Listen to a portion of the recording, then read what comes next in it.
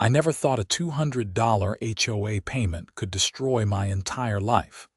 But Brenda Morrison from the Lakeside Meadows Homeowners Association had other plans for me and my cottage in Traverse City, Michigan.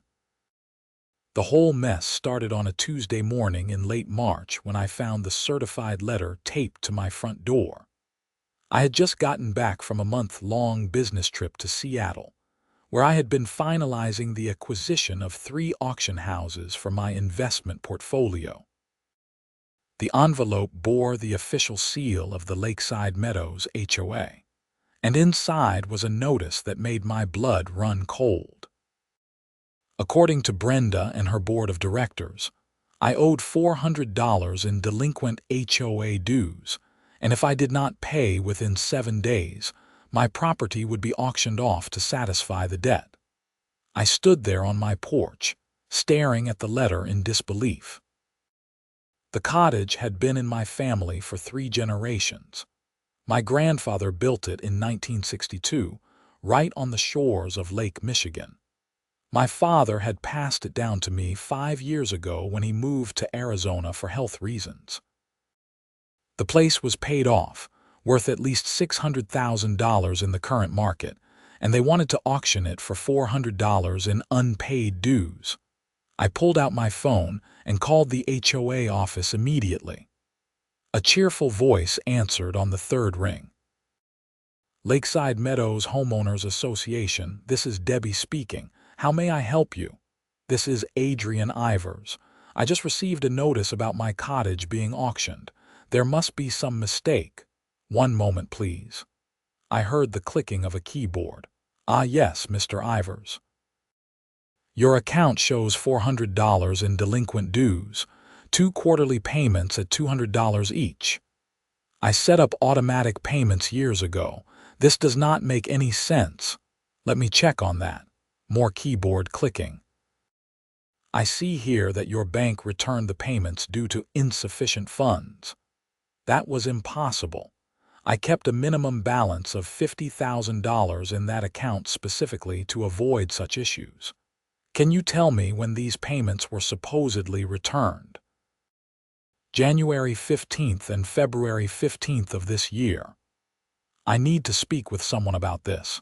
Can I talk to the board president? Mrs. Morrison is very busy, but I can schedule an appointment for next week. Next week? The notice says I have 7 days before the auction. That is correct, sir. The auction is scheduled for next Tuesday at 10 in the morning. This is insane.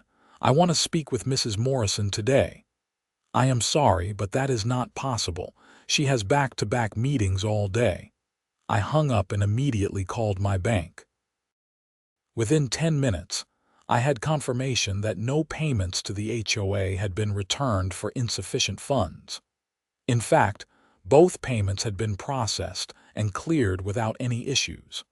I asked them to email me the proof, which arrived in my inbox within minutes. Armed with this evidence, I drove straight to the HOA office, a small building near the community center. The receptionist, presumably Debbie, looked up with a practiced smile that faded when she saw the expression on my face. I need to speak with Brenda Morrison right now. As I mentioned on the phone, she is not available. Then make her available. I have proof that your records are wrong, and I am not leaving until this gets sorted out. Debbie shifted uncomfortably in her chair. Let me see if she has a few minutes. She picked up the phone and spoke in hushed tones. After a moment, she hung up. Mrs. Morrison will see you briefly. I was led down a hallway to an office where Brenda Morrison sat behind an oversized desk. She was exactly what I expected. Mid-50s, perfectly coiffed blonde hair, designer glasses, and an expression that suggested she had just smelled something unpleasant. Mr. Ivers, I only have a few minutes. What seems to be the problem? I placed the bank statements on her desk. The problem is that your records are wrong. These payments were not returned. They were processed successfully. She barely glanced at the papers. Our accounting department shows differently. Then your accounting department made a mistake. We do not make mistakes, Mr. Ivers. Perhaps you should focus on managing your finances better instead of making accusations. I am not making accusations. I am showing you proof. She stood up, smoothing her skirt. The auction will proceed as scheduled unless you pay the outstanding balance plus late fees and administrative costs. The total amount due is now $850. $850. How did it jump from $400? Late fees compound daily. Legal fees for processing the auction. Administrative costs. It is all in the bylaws you agreed to when you purchased property in this community. I did not purchase anything. My family has owned this cottage for over 60 years. We were here before this HOA even existed. That is irrelevant. When the HOA was established in 1998, all property owners were required to join. You received notice at that time. I took a deep breath, trying to control my anger. Fine. I will pay the $850 under protest while I investigate this matter. Too late for that, I am afraid. Once the auction process has begun, it cannot be stopped. You should have been more responsible with your payments. I was responsible. You are the one who lost them. She pressed a button on her phone. Debbie, please escort Mr. Ivers out. We are done here. I wanted to argue more, but I could see it was pointless. Brenda Morrison had made up her mind. As I left the office, I noticed a flyer on the bulletin board advertising the auction. My cottage was listed along with 2 other properties. The auction would be held at Michigan Premier Auctions in downtown Traverse City. That name sparked something in my memory. Michigan Premier Auctions. I pulled out my phone and scrolled through my emails until I found what I was looking for. 3 weeks ago, my investment company had finalized the purchase of 3 auction houses in Michigan. Michigan Premier Auctions was one of them. I owned the auction house where they planned to sell my cottage. A plan started forming in my mind as I drove back home. I called my attorney, Marcus Chen, who specialized in property law. Adrian, good to hear from you. How was Seattle? Productive, but I have a situation here that needs your attention. I explained the entire scenario.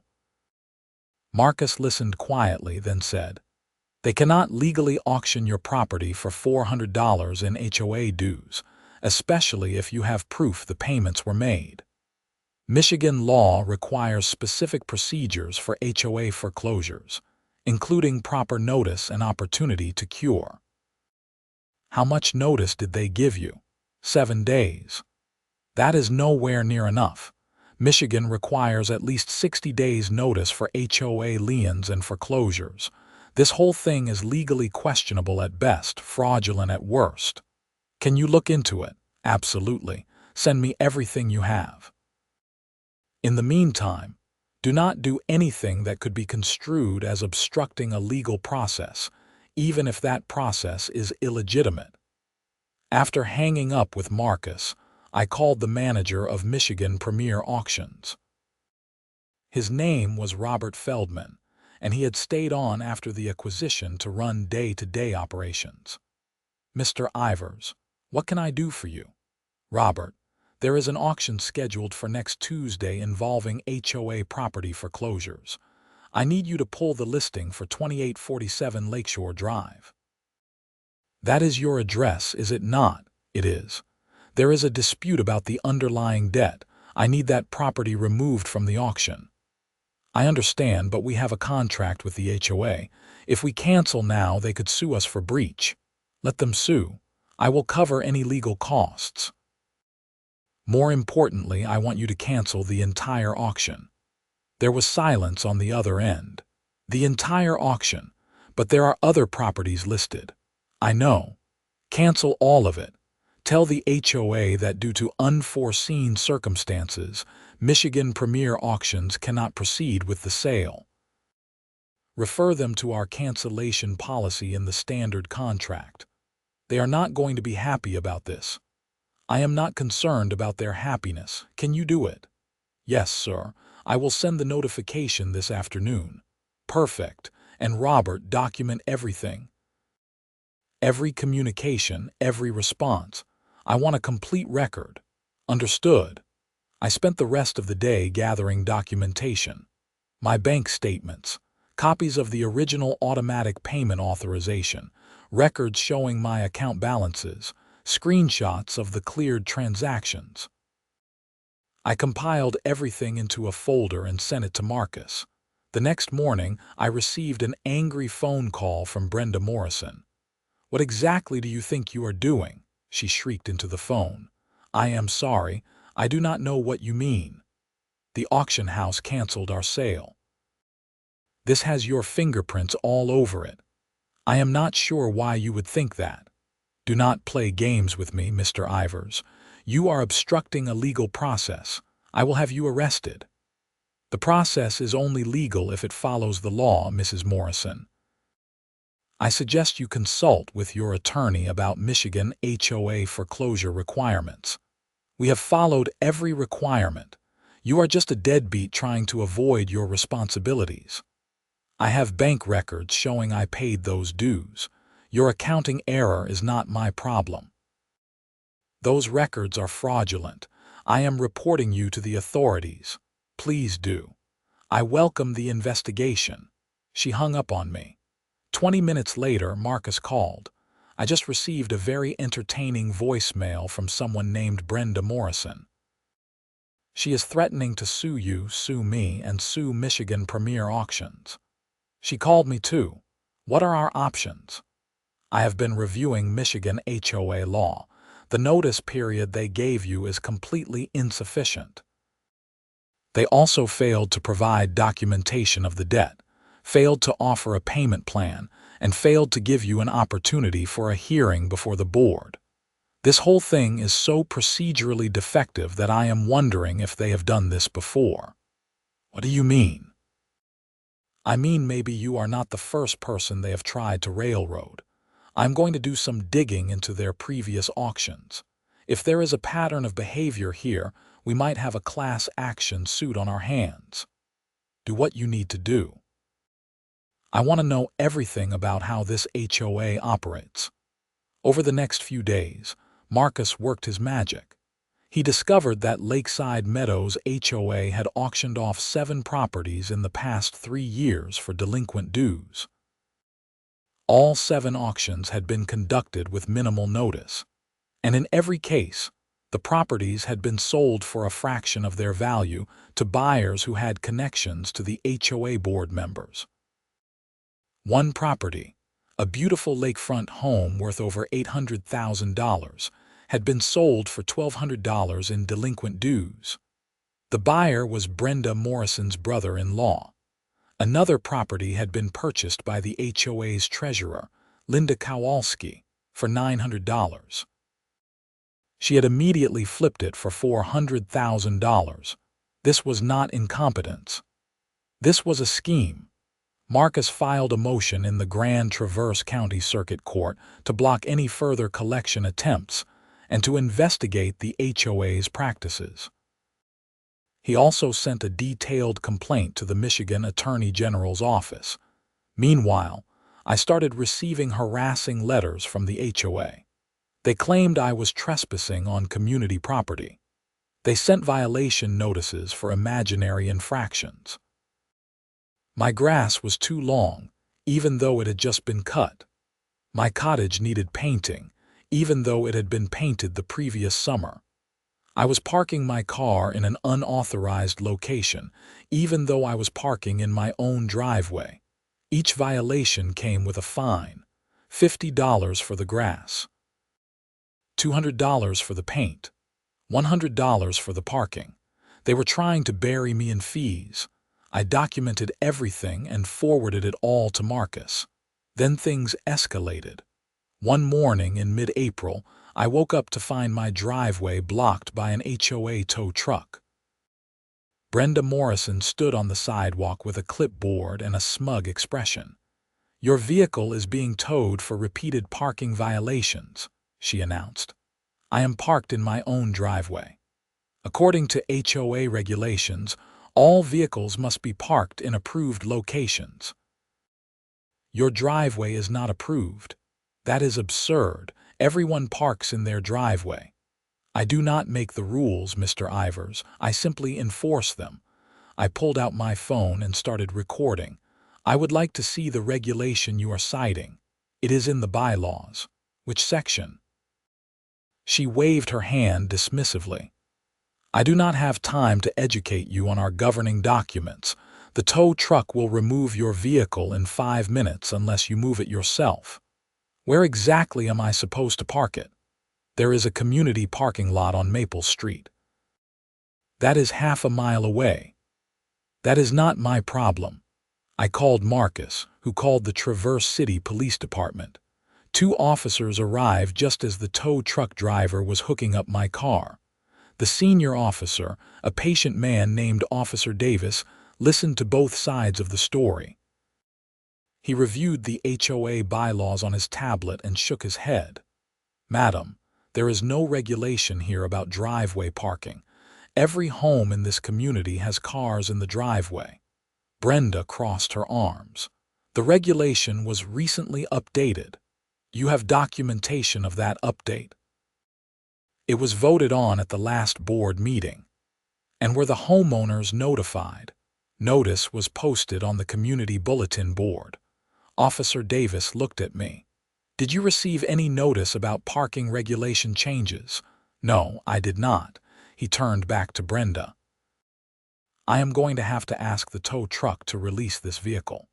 If there is a legitimate dispute about HOA regulations, that is a civil matter that needs to be resolved in court. Brenda's face turned red. This is ridiculous. You are enabling a scofflaw who refuses to pay his dues. Madam, I am simply preventing what appears to be an illegal vehicle seizure. If you have evidence of wrongdoing, you can present it through proper legal channels. The tow truck driver, clearly uncomfortable with the situation, unhooked my car and left. Brenda stormed off to her Mercedes, yelling something about incompetent police officers. Officer Davis handed me his card. You might want to document these interactions, Mr. Ivers. This looks like harassment to me. I have been. Thank you for your help. After the police left, I sat in my car and called my father in Arizona. Adrian, how are things going with the cottage? I filled him in on everything that had happened. He was quiet for a long moment. Your grandfather would be rolling over in his grave. That cottage meant everything to him. He built every inch of it with his own hands. I know, Dad. I am not going to let them take it. What can I do to help? Do you remember when the HOA was formed? You were still living there in 1998. I remember it well. A developer bought the vacant land south of our property and built those cookie-cutter houses. He wanted to create an HOA for his development, but the county made him include all the existing properties too. We fought it, but we lost. They told us it would just be for maintaining common areas and keeping property values up. Did you ever agree to let them have the power to foreclose for unpaid dues? Absolutely not. The original bylaws had no such provision. We made sure of that. This was important information. I relayed it to Marcus immediately.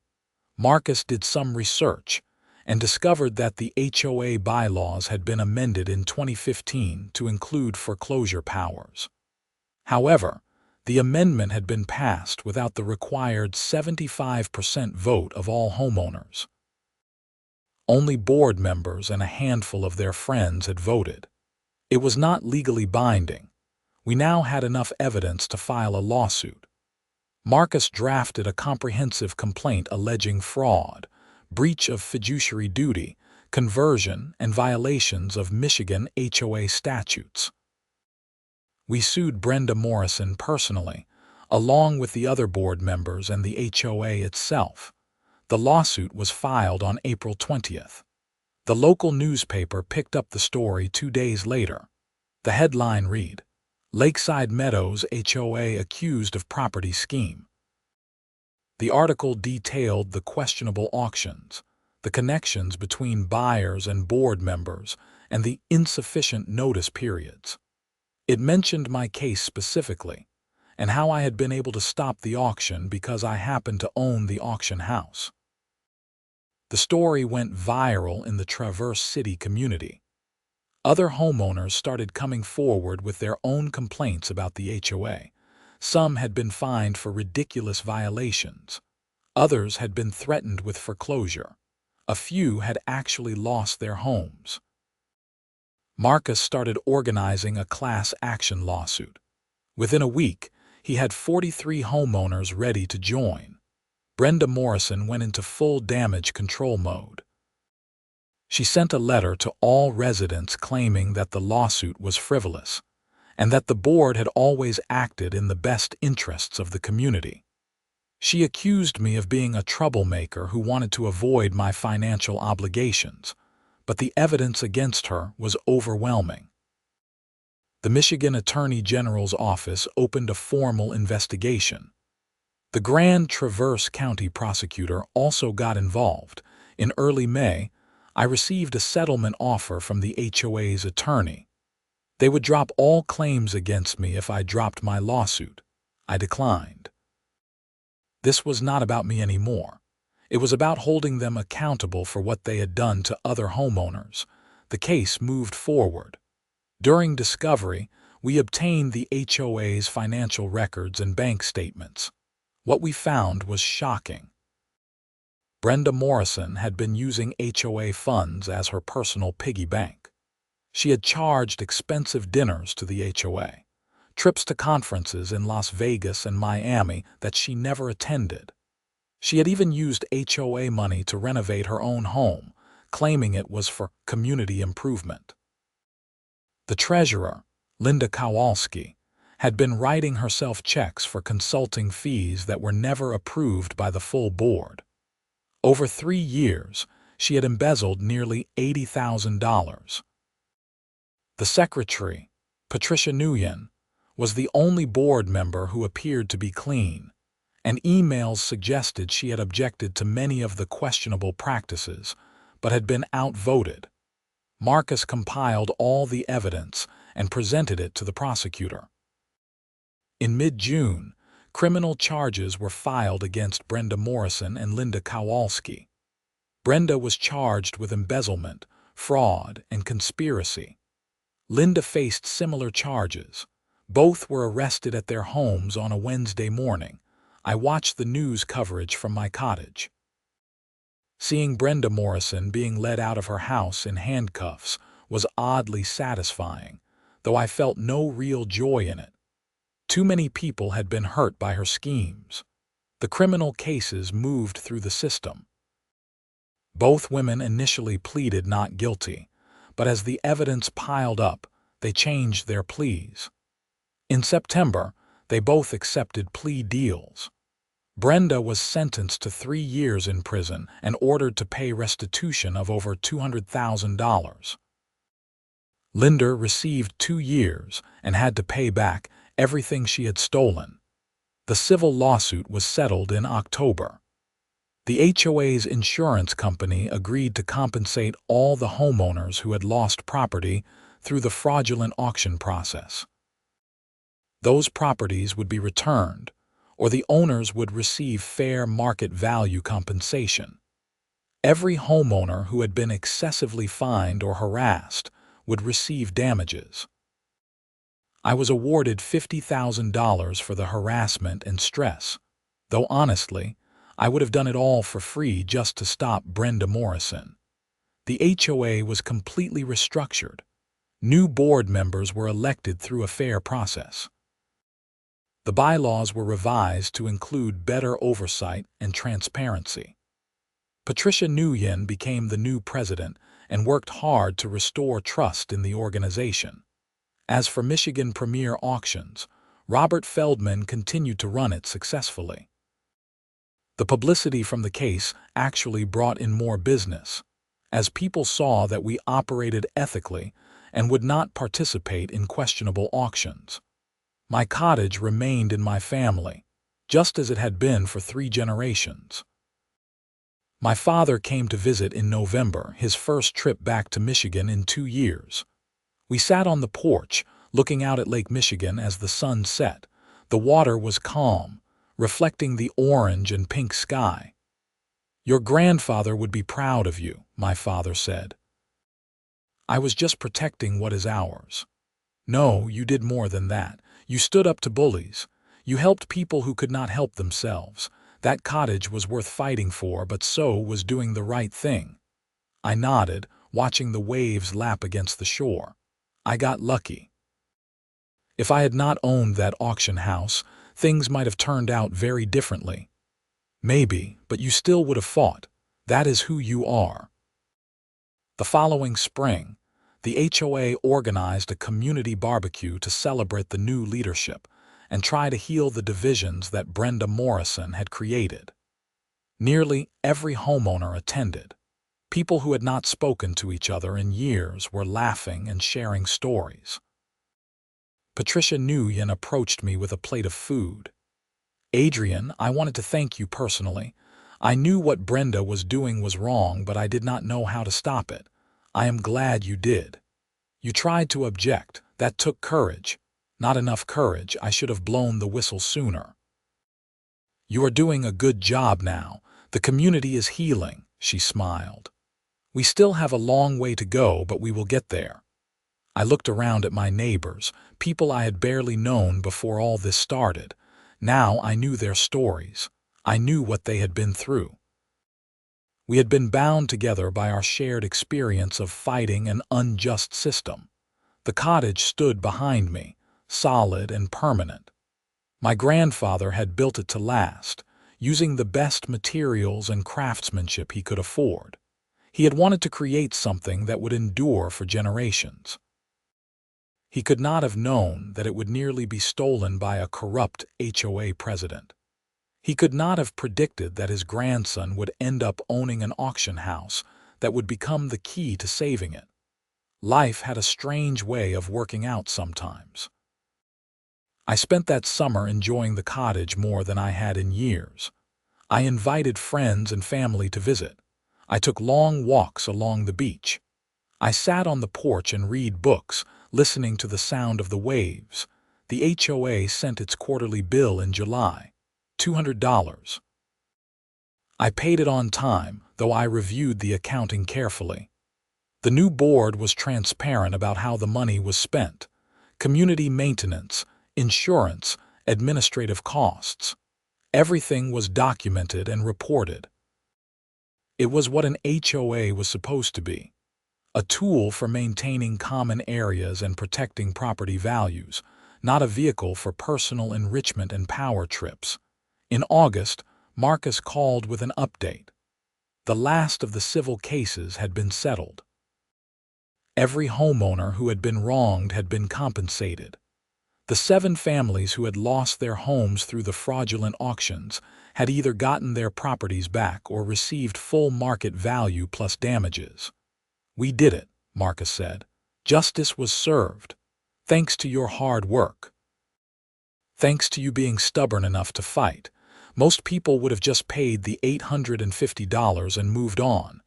It was never about the money. I know. That is why we won." One of the homeowners who got his property back was an elderly man named George Patterson. He had built his house in 1975 and raised 3 children there. Brenda Morrison had foreclosed on it for $1,100 in unpaid dues and sold it to her cousin for $1,300. The house was worth $500,000. George came to my cottage one afternoon with a bottle of wine and tears in his eyes.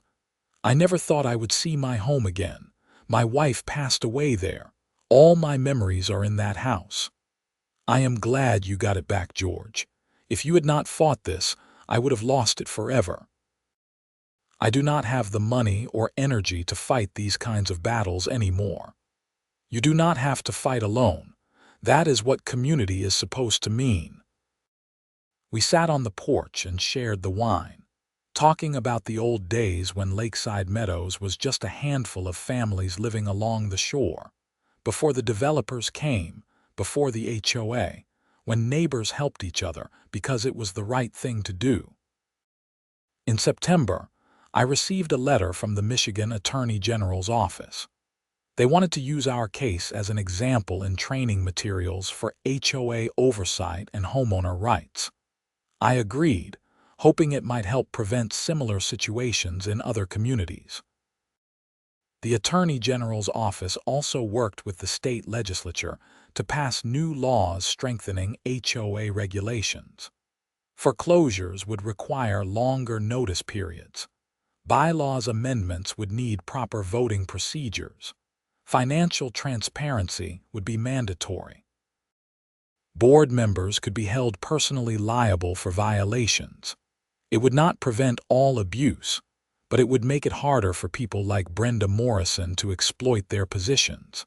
As fall arrived and the leaves changed colors, I found myself reflecting on everything that had happened. A year ago, I had been living my life, traveling for business, barely thinking about the cottage except as a weekend retreat. Now it felt like home again in a way it had not since I was a child. The fight to save it had reconnected me with my family history, with my community, with the values my grandfather had instilled in me. He had always said that your home was not just a building, it was part of who you are. I understood that now in a deeper way. In October, my father came back for another visit. His health had improved, and he was thinking about spending more time in Michigan again.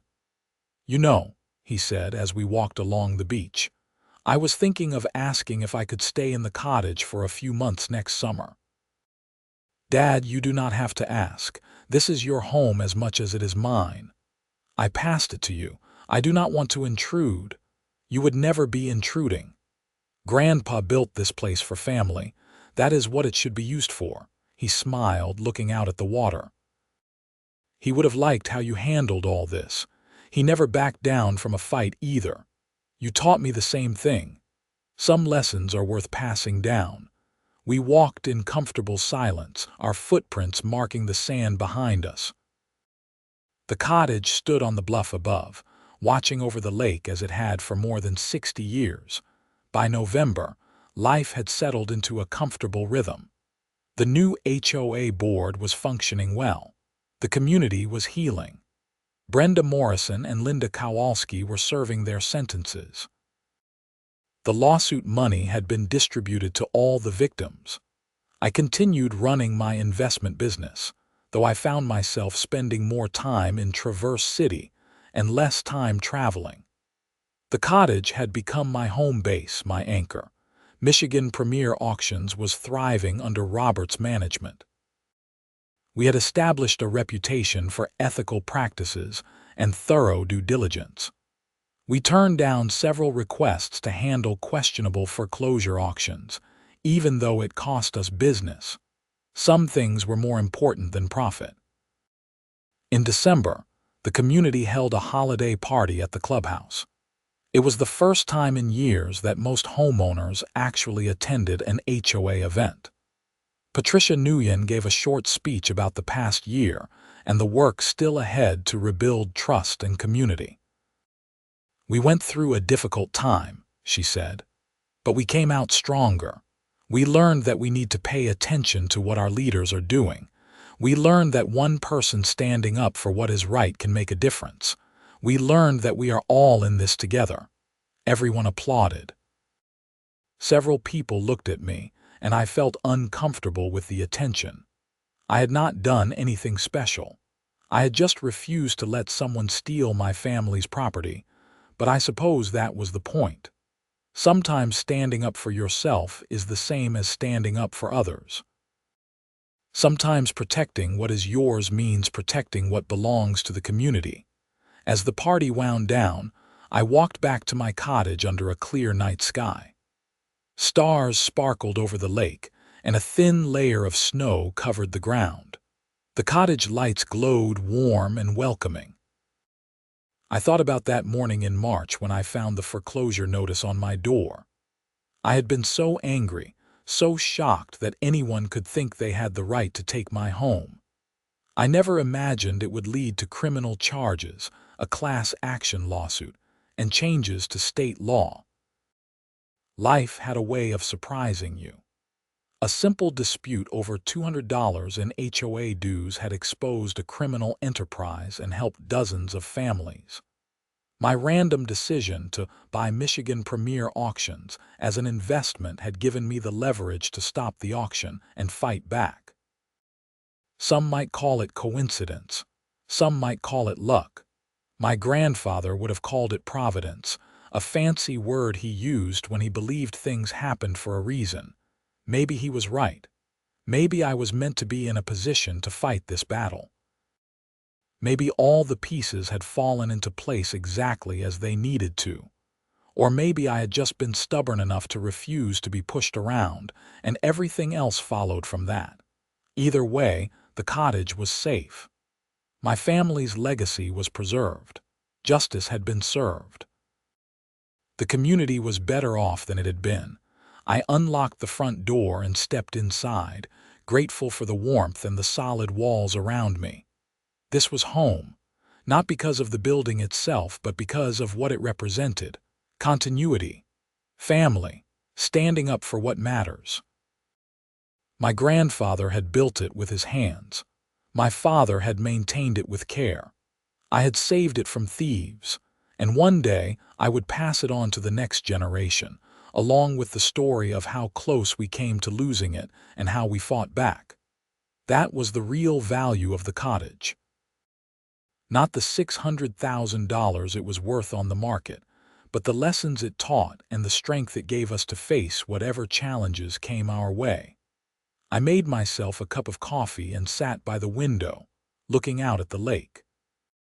The water was dark and mysterious under the night sky, but I knew it would be there in the morning, constant and reliable, just like the cottage, just like family, just like doing the right thing, even when it was hard.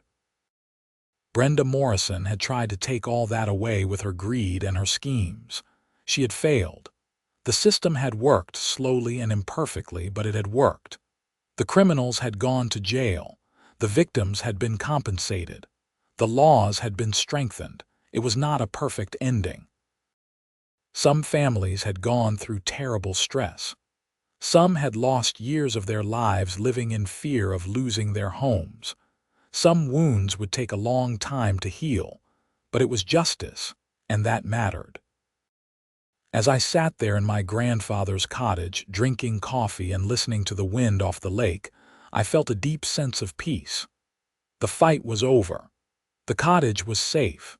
The community was recovering.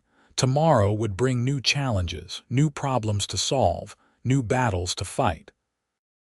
But tonight, everything was exactly as it should be.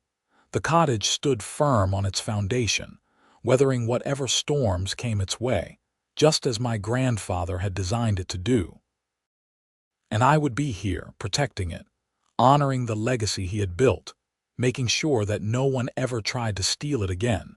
Because some things are worth fighting for, some things are worth protecting, and some things, like family and home and justice, are worth everything.